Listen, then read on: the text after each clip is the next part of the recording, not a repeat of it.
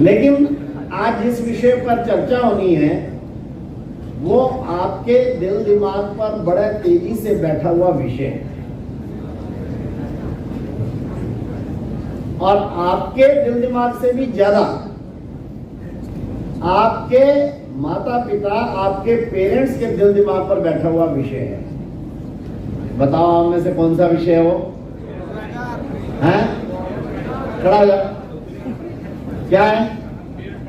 बेरोजगारी। ठीक है, सहमत है इनसे?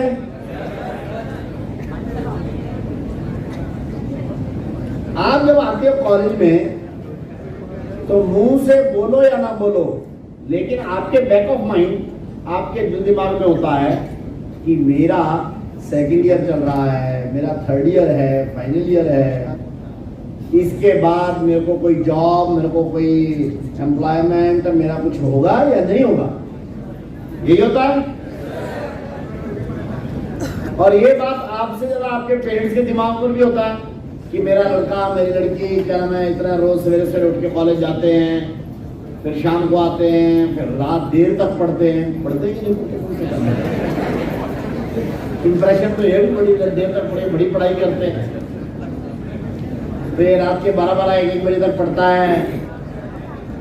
नंबर तो इसके अच्छे ही आते हैं, ऐसी कोई बात नहीं है, और पता नहीं इसको कोई जॉब मिलने वाली है, कोई रोजगार मिलने वाला है या नहीं मिलने वाला।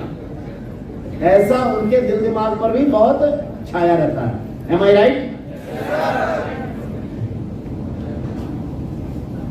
तो जो ये बड़ा प्रश्न है, जो आपके दिल दिमाग पर भी है, आपके पेरेंट्स के दिल दिमाग पर भी है, उसकी आज चर्चा होने वाली है। आज मेरा कोई थ्योरेटिकल भाषण कोई भारत के सिद्धांतों पर नहीं है ना, नई शिक्षा नीति के बारे में भी नहीं है ना। इसलिए हम सब लोग अपने आप को रोजगार युक्त कैसे कर सकते हैं, क्योंकि जो उस लड़के ने बोला कि बेरोजगारी, इस समय बड़ी चर्चा है कि देश में बेरोजगारी है। ये कुछ मात्रा में सच भी है, लेकिन एक कटु सत्य भी है। जरा सुन लो जरा आप लोगों ने। और इस समय पर कोई मोबाइल वाले तो अपने चलाना मत, बट यहाँ मोबाइल अलाउ है क्या? नहीं। हाँ नहीं, वैसे मोबाइल लाते हैं क्या बच्चे? हैं? ठीक है। आजकल मल्टीटास्किंग चलती है, इधर भाषण भी चलता है, इधर व्हाट्सएप भी चलता है।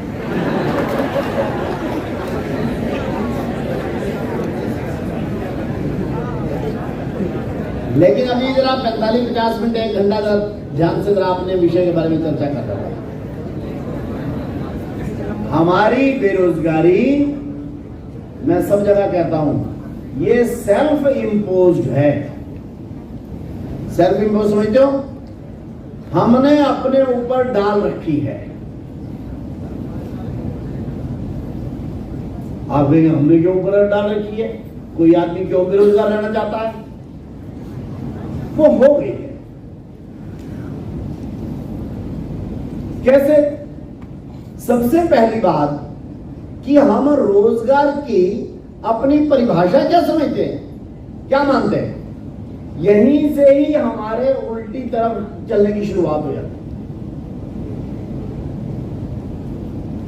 अच्छा, मैं बताओ, आपको रोजगार मिलना चाहिए या क्या मिलना चाहिए? हैं? चलो खड़े, कोई है बोलो, कोई बॉयज गर्ल्स, कोई भी खड़े हो बोलो, आपको रोजगार मिलना चाहिए ना क्या मिलना चाहिए? खड़े जाओ। पैसा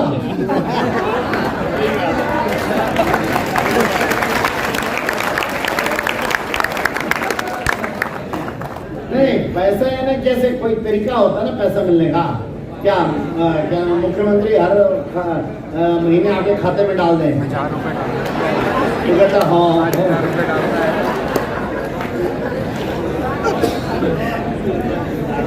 बोलो, रोजगार में क्या मिलना चाहिए? सरकारी। हाँ, गवर्नमेंट जॉब। बिल्कुल ठीक उत्तर है।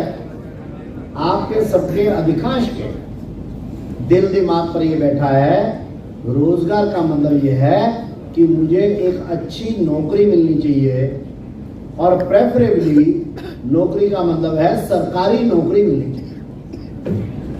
ठीक है ये बात? बड़े ऊंचे बोलते हैं यस सर। और अगर सरकारी नहीं मिली तो किसी बड़ी कंपनी की नौकरी मिलनी चाहिए, किसी मल्टीनेशनल की कंपनी मिलनी चाहिए, कोई टाटा की मिलनी चाहिए, कोई अंबानी अडानी की मिलनी चाहिए, या और कोई ऐसी मिल जाए। यहाँ पर मैंने देखा 11 मई को प्लेसमेंट वो मनाया गया और बहुत से लोग कंपनियां आई और उनमें सेलेक्ट हुई होंगी और वो गए होंगे। तो जरा एक बार ध्यान कर लो भाई, मैंने पहले कहा मैं आपके एक फैमिली के एल्डर के नाते से हम बोल रहा हूं। इस एक परिभाषा ने कि रोजगार यानी सरकार नौकरी होता है, प्रेफरेबली सरकारी नौकरी होता है, हमारे को बेरोजगार करने में बड़ी भूमिका निभाई।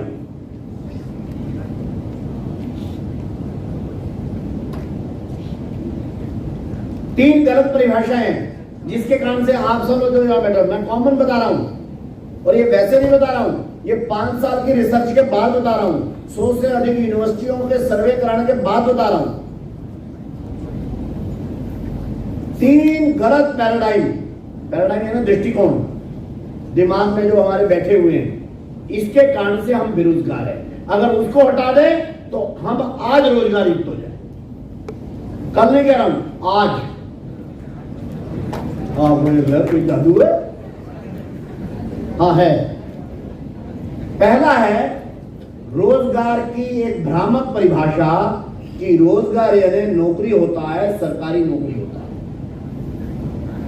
दूसरी परिभाषा वो क्या है? हमें रोजगार देना सरकारों का काम है। यही समझते ना? जिनको लगता है मैं ठीक कह रहा हूं हाथ लगाओ, ऊंचा हाथ करो।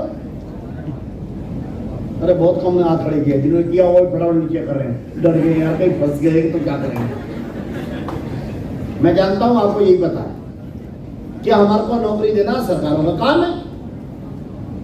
और तीसरी गलत परिभाषा हमारे दिल दिमाग पर क्या है? वो है कि नौकरी या कमाई या जो भी है ये बड़ी पढ़ाई लिखाई के बाद आता है।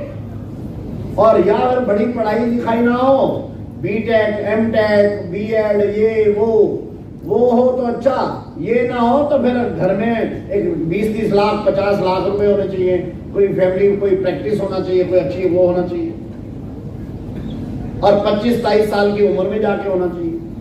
यानी हमारे को इन 3 परिभाषाओं में, पहली रोजगार यानी सरकारी नौकरी होता है, दूसरा हमारे को रोजगार देना सरकार का काम है, और तीसरा नौकरी या कमाई ये बड़ी पढ़ाई और 24, 25, 26 साल के बाद शुरू होती है। इसने आप लोगों को बेरोजगार करने में बड़ी केंद्रीय भूमिका निभाई है। कसूरवार आप नहीं है, सिस्टम ही है। आपके दोस्त यही बताते हैं, घर में माँ बाप यही बताते हैं, यहाँ टीचर यही बताते हैं, और टीचर छोड़ो सरकारें भी यही बताती हैं।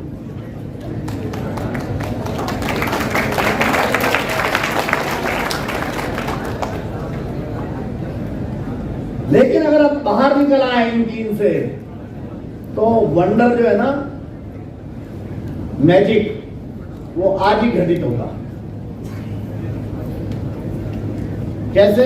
मैं रोज देखता हूं इसलिए कह रहा हूं।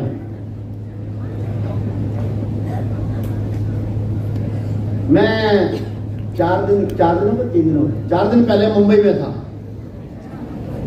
वहां ऐसी एक यूनिवर्सिटी में भाषण कर रहा था, जैसे साकेत जी आए हुए हैं, ऐसे एक साकेत आए हुए थे मेरे साथ, मतलब उनका नाम प्रशांत है।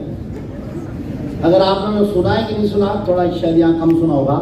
प्रशांत कॉर्नर करके उनकी मिठाई का काम है। मुझे जब पता चला मैंने कहा इनको पहले बुलाओ मेरे से। वो यहाँ खड़े होकर बोलने के लिए खड़े हुए। उन्होंने कहा मैं 8वीं क्लास में अपनी पढ़ाई से उठ गया, मेरे पिताजी मजदूर थे, इसलिए मेरे पास कुछ था नहीं, कुछ तो भी करना चाहिए, क्या करूं? तो मैंने पेन बेचने शुरू किए, कहीं से लेके 150 पेन, और 50 वो भी अपने नहीं थे, किसी से लेता था और रोज शाम के 5-5 रुपए के पेन बेचता था। फिर कपड़ा बेचना शुरू किया, फिर ये बेचना, फिर वो बेचना। किंतु अंततोगत्वा मेरा मन टिक गया। मैंने मिठाई एक अच्छी प्रकार की बनाकर बेचनी शुरू की। धीरे धीरे मेरा काम चल गया। ठाणे इलाके में, ये 8वीं के ड्रॉप आउट है, ठाणे इलाके में रहते हैं, मुंबई का आउटर मुंबई, और प्रशांत कॉर्नर करके इनके क्या नाम है, इस समय पर मुंबई के अंदर 32 आउटलेट हैं। इन सज्जन का इस समय का वार्षिक टर्नओवर है 250 करोड़ रुपए, और इनके पास एम्प्लॉय काम करते हैं 750, और उन 750 का इतना सारा 250 करोड़ का कराने के लिए 2 बड़े सीनियर चार्टर्ड अकाउंटेंट और 5 MBA इनके पास काम करते हैं, और ये 250 करोड़ के बिजनेस के मालिक है।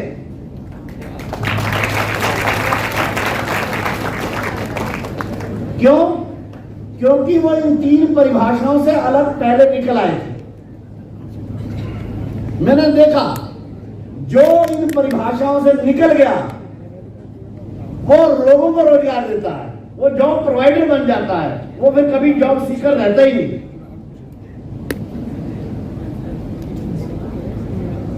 और ये तो 4 दिन पहले का किस्सा है। मैं रोज ऐसे 2-4-5 से मिल लेता हूं, और अब तक 150-200 का तो मैं अध्ययन कर चुका हूं। जो इन 3 परिभाषाओं से निकल गया, समझो वो बन गया।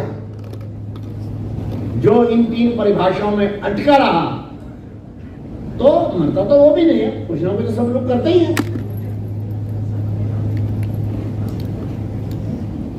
इसलिए मैंने इन सब 150-200 करोड़पति अरबपतियों को अध्ययन करने के बाद 85 ऐसे सक्सेसफुल बिजनेसमैन, इंडस्ट्री मैन, करोड़ों रुपए जो कमा रहे हैं, उनसे प्रत्यक्ष मिलने के बाद, और जो नहीं मिल पाए, जो नहीं बन पाए, ऐसे ऑटो चलाने वाले, ऐसे छोटे क्लर्क में काम करने वाले, खेत में काम करने वाले मजदूर, क्या नाम है, गांठने वाले मोची, इन सब से मिलने के बाद जो नहीं बन पाए उनसे भी मैंने बातचीत की, जो बन गए उनसे भी बातचीत की।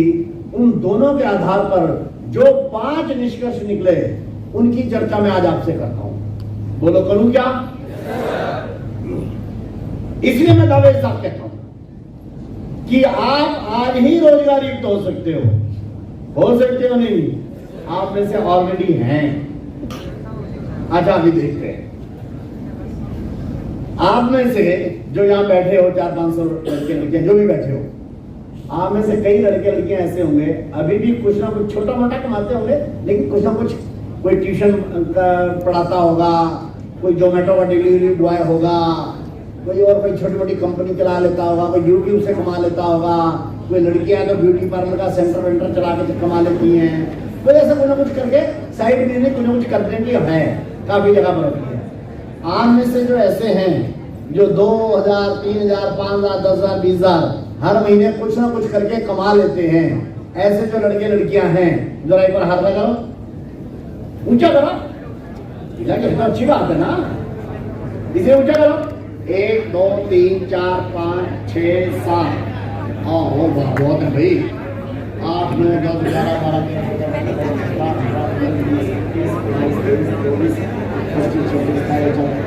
32-35 नाम हो गए। 32-35 ऐसे क्या नाम है जो इस समय पर भी 2-4 हजार, 5,000, 10,000, 20,000 कमा रहे हैं। अच्छा, सबको 35 को तो नहीं बुलाया जा सकता भी। इन 35 में से भी एक बात, तो इन 35 के नाम पे ताली बजा दो भाई जरा।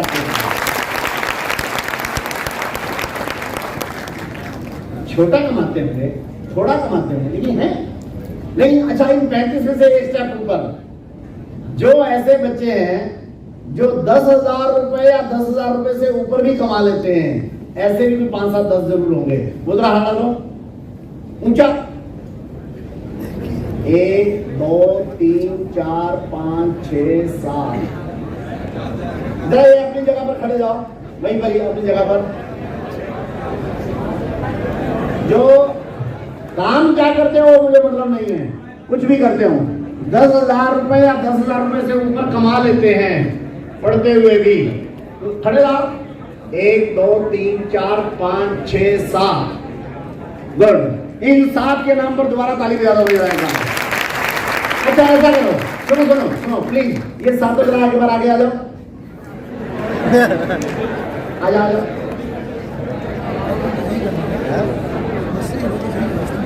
कोई कॉर्डस है क्या? कॉर्डस है? हाँ याद रहा कॉर्डस। देखो भाई, देखो देखो आज ही देखो क्या वो मनवा लगता है। आओ प्लीज देखो, कोई आओ नहीं ना आप देखो, एक तो क्या आप आओ, क्या नाम आपका? प्रदीप सर, मुझे बातें बढ़ जाए।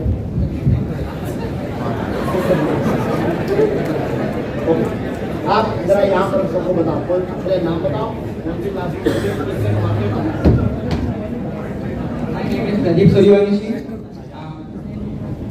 मेरा 3rd सेमेस्टर चल रहा है, बीटेक आईटी से हूँ। मैं डेटा ऑपरेटर हूँ, मुझे 1.5 साल हो गया। मेरा मंथली 10 से 12,000 रुपीज़ मुझे मिलता है। लो भाई,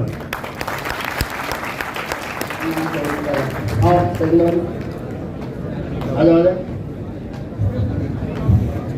good morning all of you, my name is Akash Kumar Singh और मैं अभी रिसेंटली एफिलिएट मार्केटिंग कर रहा हूँ, जहाँ पर कोर्स सेल करके वहाँ पे कुछ आपको कमीशन मिलता है।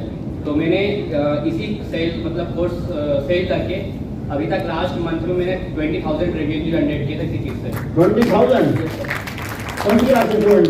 सर मैं बीटेक कर रहा हूँ, सब second year. BTech second year में कर रहे हो और 20,000 रुपए मैंने कमा लिया है। हाँ सर, इसकी मतलब 1 डे की इनकम वो नहीं रहती, फिक्स नहीं रहती। आप एक दिन में इसमें 10,000 भी कमा सकते हो, 2,000 भी कमा सकते हो, 6,000 भी कमा सकते हो। ओके, एवरेज देख रहे हैं। हाँ सर, एवरेज 20,000 रुपए महीने की आ गई। हाँ सर। चलो तीसरा आओ, चलो लग रहा है लाओ देखो। गुड मॉर्निंग ऑल, मेरा नाम तरुण निर्वार है, मैं भी फार्म सेम का स्टूडेंट हूँ और मैं पार्ट टाइम ट्रेडर हूँ, जिसमें कि पार्ट टाइम ट्रेडर हो? हाँ। और मार्केट, जिसमें कि मेरा कोई सब मंथली फिक्स नहीं रहता है, बस 6 मंथ का बजट आता है, जिसमें जो भी हो। एवरेज क्या पड़ता था मोटा मोटा? 30,000 एवरेज हर महीने का? नहीं, नहीं मंथली नहीं आता सर। नहीं, टोटल उसको डिवाइड करें, जो भी आप साल भर में कमाते हो उसको 12 से डिवाइड करके एवरेज मंथली कितना आ जाता होगा? 10-12 हज़ार। 10-12 हज़ार है। गुड।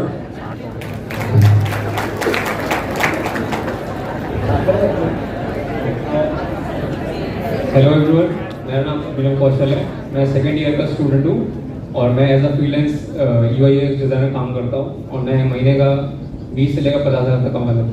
कितना? 20 से लेकर 50,000 तक हर महीने? क्यों पढ़ रहे हो यार? क्यों पढ़ रहे हो? भाई थोड़ा जोरदार ताली बजाओ यार।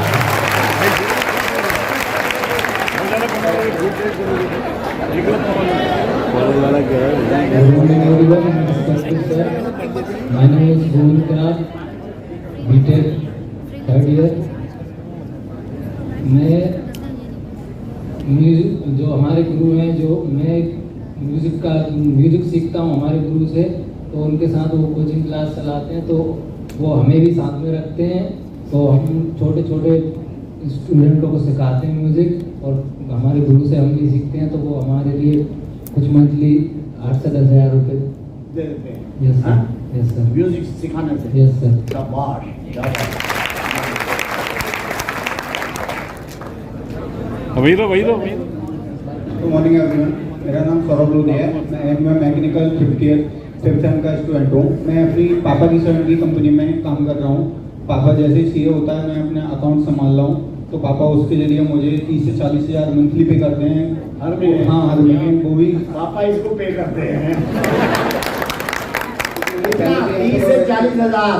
वो पहले भी एम्प्लॉय रख के बैठे थे, तो मैंने कहा मैं इसको हैंड ओवर करूँगा और मैं अकाउंट देखूंगा, तो वो मैं करता हूँ। शाबाश,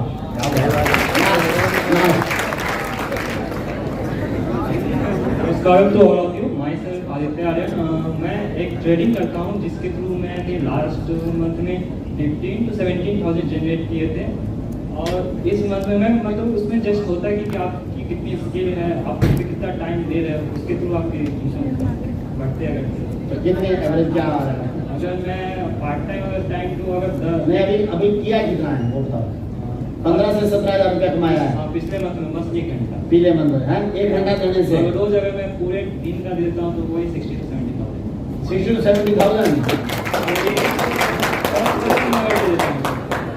ऐसा करो भाई, फोटोग्राफर महोदय आप थोड़ा यहाँ खड़े जाओ पीछे, मैं आपका फोटो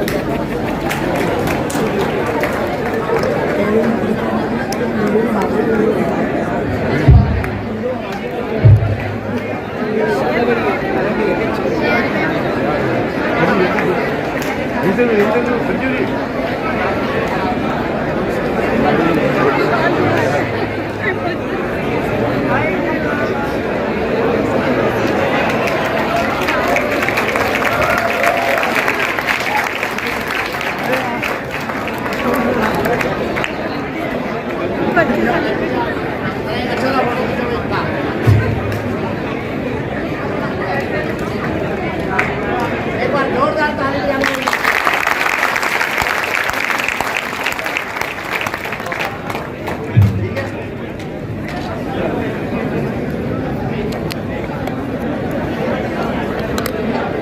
चलो भाई एक और बात बोलना चाहता है। अगर कोई इंटरेस्टेड है एफिलिएट मार्केटिंग में मुझे कांटेक्ट कर सकता है। बहुत बढ़िया, बहुत बढ़िया। मेरा नंबर है 8605481559 और अगर किसी को मतलब इसमें डाउट होता है तो मैं उसको लाइव ग्रुप मतलब अर्निंग ग्रुप भी दिखाऊंगा। तो अगर कोई इंटरेस्टेड है मुझे कांटेक्ट करना। Thank you.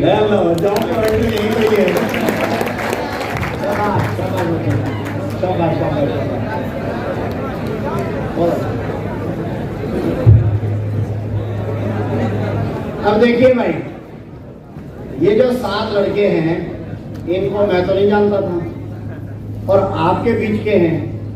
इसमें से पहला सिद्धांत निकलता है start earning early, earn while you learn.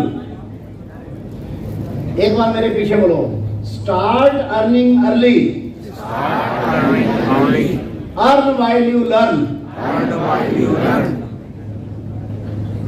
आप लोग जो दिमाग में ये पाले बैठे हो ना कि हम फाइनल ईयर करके फिर कोई ब्रिज कोर्स और करके कोई इंटरव्यू दे के कोई वो रिटर्न इंटरव्यू दे के फिर कोई 25-26 साल में जाके कमाई करेंगे, ये रॉन्ग पैराडाइम है। ये जो है this is the right paradigm.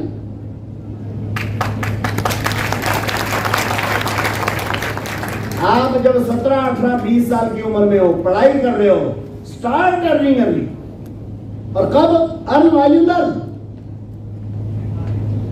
I am saying हम लोगों ने अपनी बेरोजगारी सेल्फ इम्पोज कर रखी है, यही कर रखी है। अच्छा मैं एक और बात बोलता हूँ, 7 तो आ गए 10,000 से ऊपर वाले, कुल मिला के 34-35 लड़के लड़कियां ऐसे थे जो कोई वो 5,000 कमा रहे होंगे, 4,000 कमा रहे होंगे, 6,000 कमा रहे होंगे, सबको बुलाना भी संभव नहीं। ये 35 लड़के लड़कियां कुछ ना कुछ कमाते हैं, लेकिन बाकी के 400 नहीं कमाते। ये क्या मामला, क्यों नहीं करते हो भाई? इन 35 को मैं तो बताने नहीं आया था, मैं तो खैर आया ही बहुत सालों बाद। डायरेक्टर साहब आपने इन 35 की क्लास ली थी क्या? पता है? तो डायरेक्टर साहब ने इन 35 को बुला के अलग से टिप्स नहीं दिए।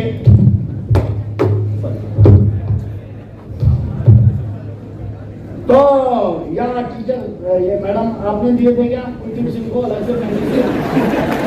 वो भी इनकार कर रही है। इन 35 को किसी ने हमने बुलाकर नहीं किया, लेकिन ये कुछ ना कुछ कमाई कर रहे हैं। मैं पूछना चाहता हूं बाकी के 400 लड़के लड़कियां क्यों नहीं करते भाई? आप लोग पढ़ाई कर रहे हैं क्यों?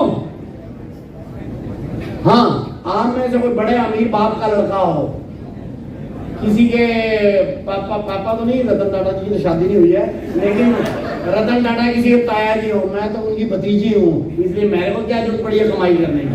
तो अलग बात है क्या? या स्वयं बंसल जी का लड़का हो या लड़की हो।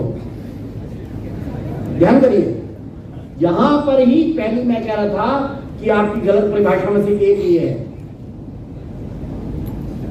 हम आज से ही, और ये क्या करते हैं सबने अलग अलग बताया ना अपना, एक वो म्यूजिक से कर रहा है, एक शेयर मार्केट से कर रहा है, एक जनरल मार्केटिंग से कर रहा है, एक बाकी से कर रहा है, एक पापा के ही उसमें सीए इंस्टीट्यूट में काम करके कमा रहा है। हर एक लड़का लड़की अलग अलग प्रकार से कमाएगा, but basic principle is earn while you learn. और आपको बताऊं एक उदाहरण, मैं बहुत जगह बताता हूं। विश्व का सबसे अमीर 6 नंबर का 6 पॉइंट उस पर है वॉरेन बुफे। आपने किसी ने नाम सुना है? जिन्होंने वॉरेन बुफे का नाम सुना हाथ उठाओ। ओ काफी लड़के लड़कियां हैं भाई, ओके फाइन, अच्छी बात है। वॉरेन बुफे का एक वाक्य है, I started earning when I was at the age of, बोलो,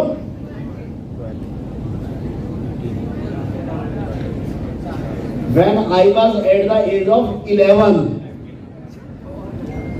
विश्व का 6 सबसे अमीर आदमी कह रहा है, I started earning when I was at the 11। लेकिन उसके वाक्य का अगला पार्ट और महत्वपूर्ण है। वो बोलते हैं, but now at the age of 82 I think I started late.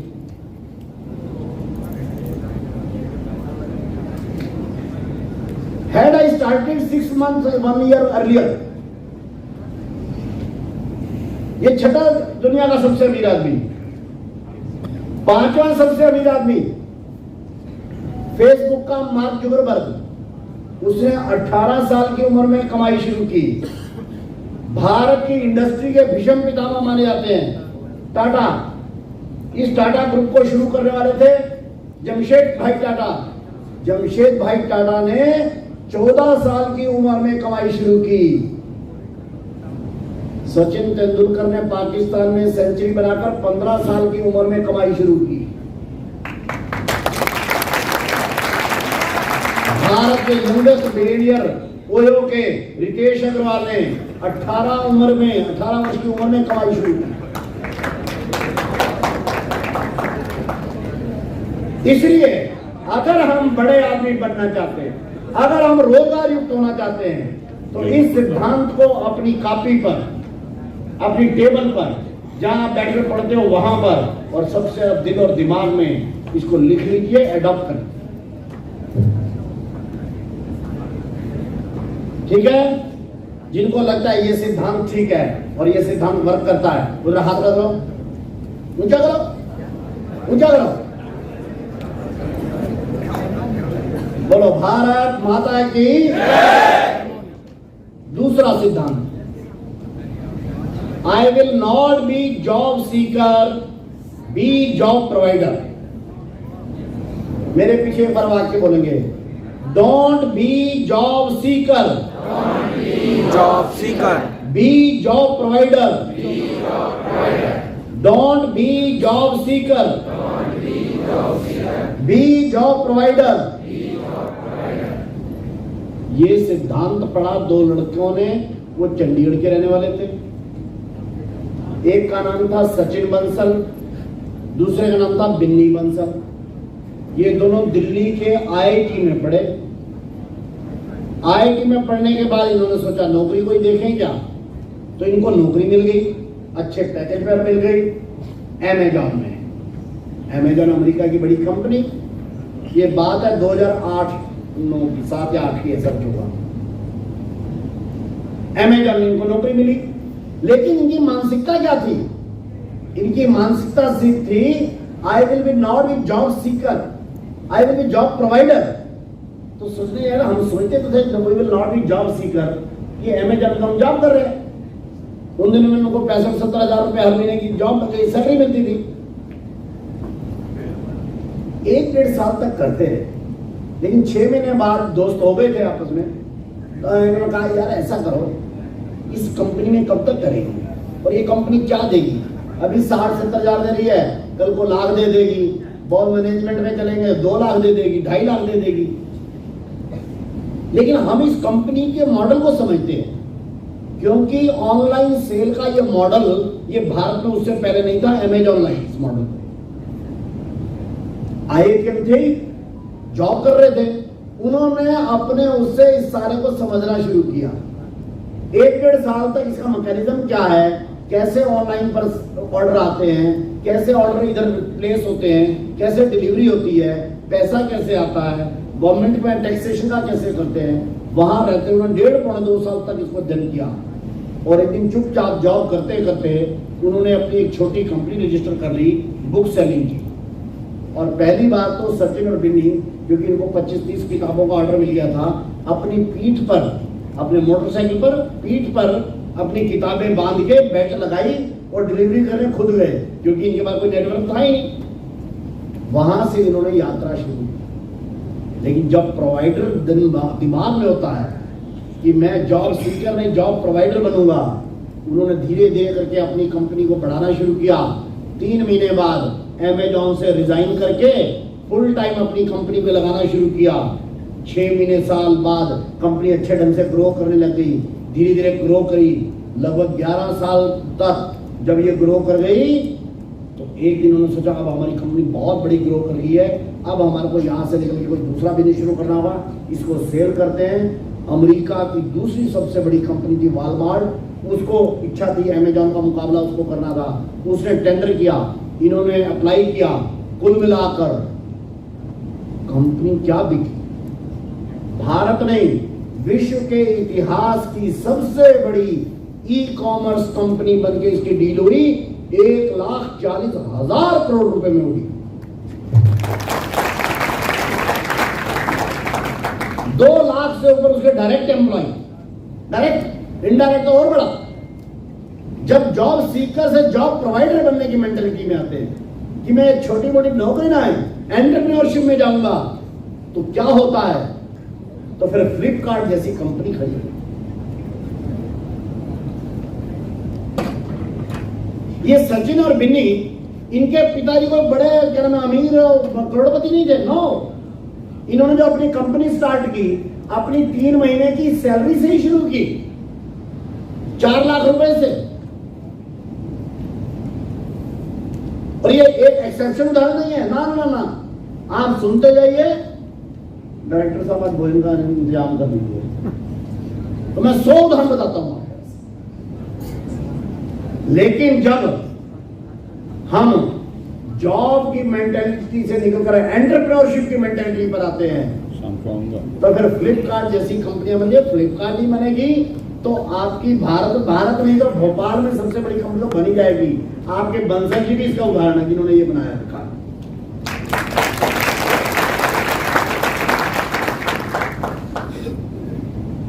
तीसरा सिद्धांत, think big, think new, think out of box.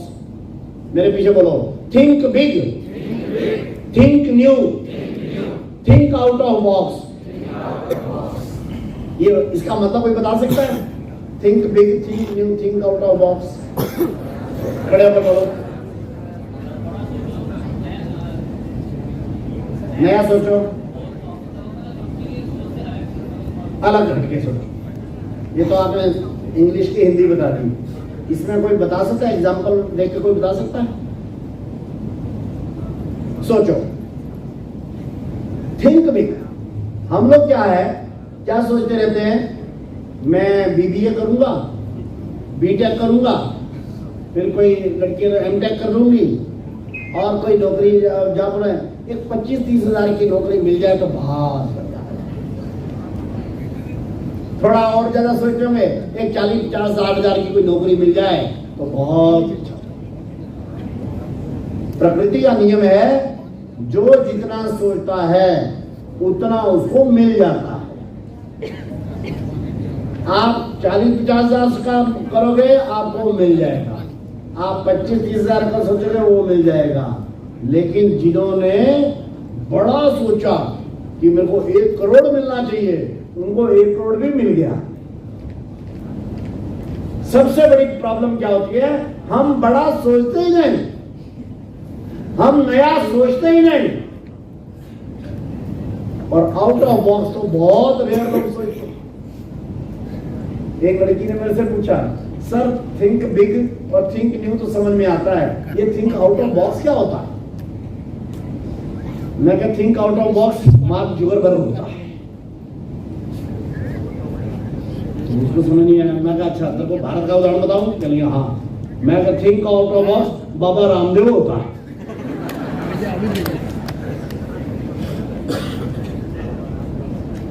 Mark Zuckerberg ने टेक्नोलॉजी जब छोटी मोटी देखनी शुरू की, भाई इधर से फोन भी आता है तो हम कनेक्ट करते हैं, तो 3 से एक साथ कनेक्ट करते हैं।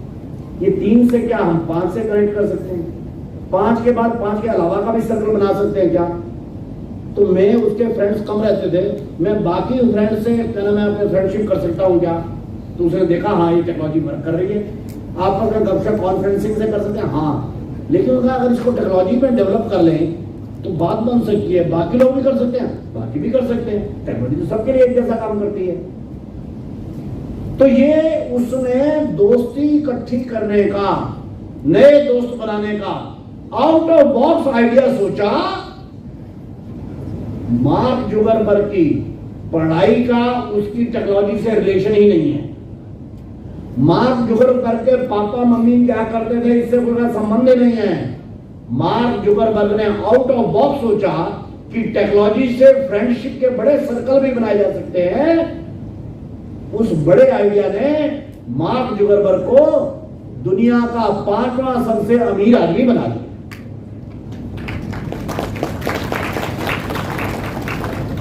और यही बात बाबा रामदेव के बारे में भी है। योगासन, प्राणायाम, आयुर्वेद, यही बाबा रामदेव 3 काम करते हैं। योगासन, प्राणायाम, आयुर्वेद, ये तो भारत में बहुत से लोग करते हैं। बाबा रामदेव से भी योगासन, प्राणायाम करने वाले और कठिन करने वाले और लोग हैं, किंतु बाबा रामदेव ने सोचा कि लोगों में अवधारणा क्या है कि योग प्राणायाम ये सामान्य लोग नहीं, ये कोई जो योगी लोग रहते हैं, बाबे लोग रहते हैं, नांगे लोग साधु रहते हैं, ये वो लोग करते हैं। नहीं, बाबा रामदेव नया आइडिया लगाया क्या कि योग प्राणायाम ये सामान्य व्यक्ति के स्वास्थ्य लाभ का भी तरीका हो सकता है। और उससे आगे एक आइडिया लगाया कि अगर मैं इससे स्वास्थ्य लाभ करवा दूं तो मैं सामान्य व्यक्ति से भी पैसा खींच सकता हूं, पैसा बना सकता हूं। योग प्राणायाम से भी बड़ा पैसा बनाया जा सकता है। This was the out of box idea which came into mind of Baba Ramdev. और बाबा रामदेव कोई आपकी यूनिवर्सिटी से पढ़ा हुआ बीटेक किया हुआ नहीं है, मेरे ख्याल में किसी यूनिवर्सिटी से नहीं है। या बड़े सर बैठे हमारे सुनील जी, हमारी राजी भी, मैं हरियाणा का रहने वाला हूँ, बाबा रामदेव हरियाणा का, मैं जानता हूँ बाबा रामदेव किसी यूनिवर्सिटी में नहीं पढ़े हुए, बाबा रामदेव की ग्रेजुएट भी नहीं है। आउट ऑफ बॉक्स आइडिया है। तो बाबा रामदेव की पतंजलि की कीमत जानते हो आज क्या है? 40,000 करोड़ रुपया।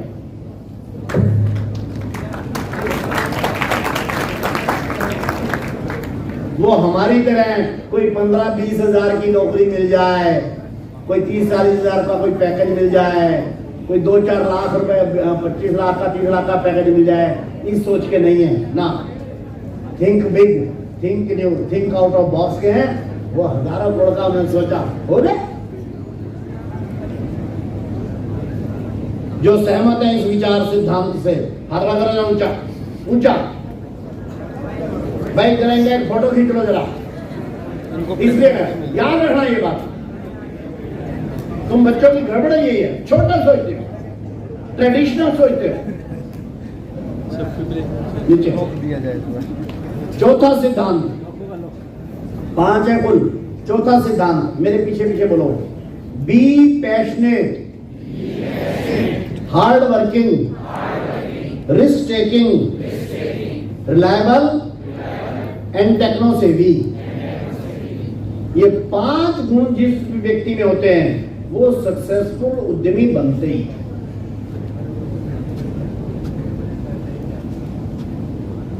इसलिए मैं इन 5 चीजों के बहुत ज्यादा डिटेल नहीं जाता, लेकिन एक बार मेरे पीछे दोबारा जरूर बोल दो। बी पैशनेट, इच्छा शक्ति ये जरूर होनी चाहिए। Be passionate, risk taking, risk लेने की हिम्मत होनी चाहिए। नहीं मैं कहीं कर पाऊंगा सर।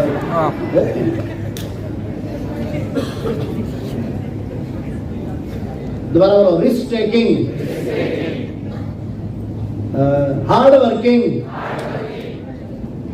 मेहनत करना। ये जो सरकारी नौकरी के बारे में जब हम सोचते हैं ना, हमारे दिल दिमाग में पीछे पता क्या होता है, मेहनत नहीं करनी पड़ेगी।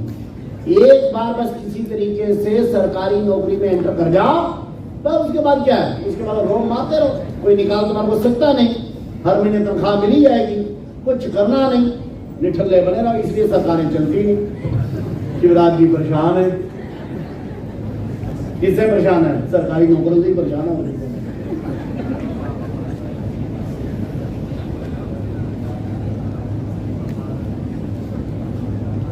और हार्ड वर्किंग चाहिए। बाबा रामदेव का आप लोगों को मालूम है कि नहीं मालूम? रात 12 बजे से पहले सोते नहीं, सवेरे 4 बजे पहले उठे होते, अभी भी। बहुत से लोगों को मैं जानता हूं, लोगों को लगता है कि ये जो बड़े दान है ना, बहुत हार्ड वर्किंग लोग रहते हैं। इससे लेके हमारे प्रधानमंत्री तक हमारे को कल्पना नहीं है। हम तो कुछ छोटे मोटे लोग हैं, ये लोग कितनी कितनी मेहनत करते हैं। हार्ड वर्किंग, रिलायबल, विश्वसनीयता चाहिए। अगर हम विश्वसनीय नहीं है, अपनी बात पे खड़े उतरने वाले लोग नहीं हैं, हम बड़े नहीं बन सकते। और अंत में कहा टेक्नो से भी, नई टेक्नोलॉजी को अडॉप्ट करने में चुस्त रहना चाहिए, नए तरीकों को, नई टेक्नोलॉजी को। ये एंटरप्रेन्योर के गुण होते हैं। और पांचवा वो है, विषय है, सिद्धांत है, नेशन फर्स्ट स्वदेशी मस्ट। क्या है? एक बार मेरे पीछे बोला, नेशन फर्स्ट स्वदेशी मस्ट, नेशन फर्स्ट स्वदेशी मस्ट। क्योंकि जब पैसा आए, स्वदेशी चीजों को खरीदेंगे, स्वदेशी संस्कृति का प्रयोग करेंगे, तभी हम अपनी इकोनॉमी और अपने एम्प्लॉयमेंट को बूस्ट करेंगे, बढ़ा पाएंगे। और ये बात बाबा रामदेव से लेकर रतन टाटा तक सबके ऊपर एप्लीकेबल है, और वो करते हैं।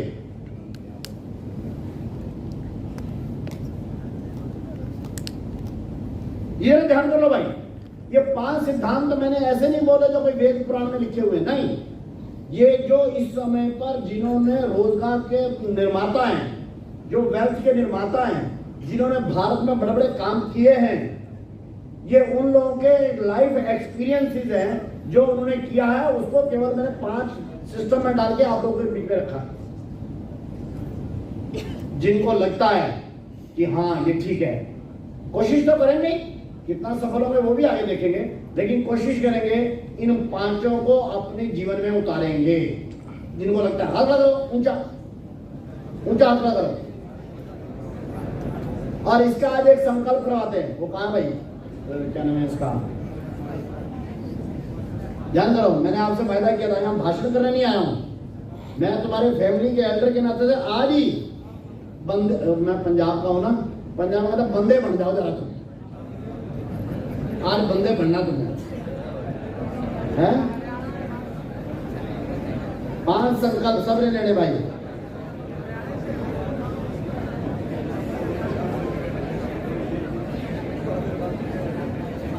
कोई लड़का है यहां से बोल सकता है, आ जाओ। कोई लड़का है, लड़की, कोई आ जाओ, आ जाओ। ए भैया तू आ जा, आया आया।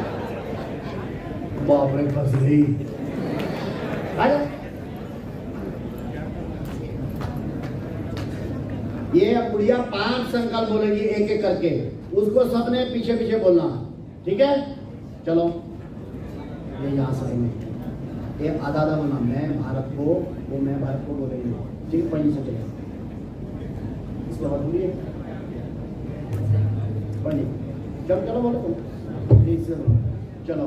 मैं भारत को पूर्ण रोजगार युक्त, गरीबी मुक्त व समृद्ध देश बनाने के लिए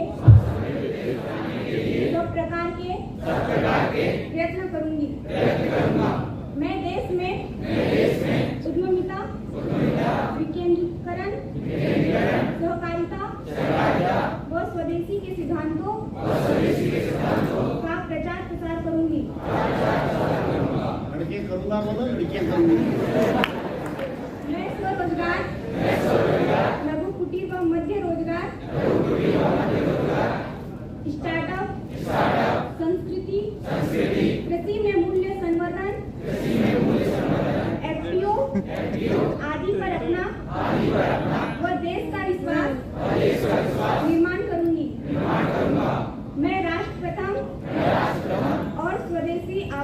तथा नौकरी मांगने वाली नहीं देने वालों का सिद्धांत का समर्थन करूंगी। मैं भारत को वैश्विक मार्गदर्शक बनाने के लिए उच्च जीवन मूल्यों परिवार संस्कृति का संवर्धन स्वच्छता एवं पर्यावरण संरक्षण करते हुए अपने नागरिक कर्तव्यों का स्मरण करूंगी। भारत माता की आप में से जिनके पास ये 5 संकल्प हैं जो हर जगह पर लिए जा रहे हैं और ये व्हाट्सएप के माध्यम से आपके सबके पास आज ही आ जाएंगे। यहाँ इसके पास है कोई है, आप देखिए सब बच्चों के व्हाट्सएप में पहुंचे, सबके मोबाइल तो है ठीक, उसमें ये व्हाट्सएप आ जाएगा। और इसमें एक बात और करना, आगे से भी कनेक्टेड रहो। मुंबई से हमारा mysba.co.in चलता है, यहाँ वो आया हुआ खड़े जाओ। हाँ नाम क्या है? वैभव जी हमारे क्या नाम है, यहाँ पर mysba.co.in को देखते हैं। आपको मोबाइल के माध्यम से चीज करेंगे। udyami.mysba.co.in ऐसा गूगल पर टाइप करेंगे तो एक फॉर्म खुलेगा। उस फॉर्म में आप अपना डाटा पर्सनल वो जो है वो उसमें फिट कर दीजिए। उससे आप इस अभियान से कनेक्टेड हो जाओगे और इसके माध्यम से जॉब से लेकर स्टार्टअप तक के जितने भी आप कोशिश करोगे उसमें ये मदद करेंगे। यहां से आप सोचो भी मैं एंटरप्रेन्योरशिप शुरू करना चाहता हूं, चेकबोर्ड लगाया हुआ है, मैं क्या करूं, मेरे को ऐसा ऐसा लगता है, मेरे पास इतने पैसे या मेरा नॉलेज ऐसा है या मेरा इंटरेस्ट का फील्ड ये है, तो वो आपको हेल्प करना शुरू कर देगा चैटबॉट। तो ऐसा हम ये सब लड़के लड़कियों की हेल्प करने के लिए उनकी एम्प्लॉयमेंट में, एम्प्लॉयमेंट है ना जॉब सही, क्योंकि हम जॉब्स को मानते हैं कि वो बहुत थोड़ी होती हैं, इसलिए लड़के लड़कियां केवल उसी पर जॉब पर आधारित रहे तो बात बनेगी नहीं। अन्यथा कोई जॉब में फिट हो जाता है तो that is not a problem, अच्छी बात है, जॉब करना बुरी बात नहीं है, लेकिन जॉब से आगे का भी एरिया बहुत है। मैं तो बार बार बोलता हूं, jobs are limited, employment is unlimited. करेंगे? अच्छा करके दिखा रहे, सामने कर दें, सब इसको कर लेना आराम से और अपने अभी भी गूगल से कर सकते हैं, कुछ उसकी जरूरत है, व्हाट्सएप नहीं भी पहुंचा, बस अभी ये बता देते हैं 1 मिनट का काम है।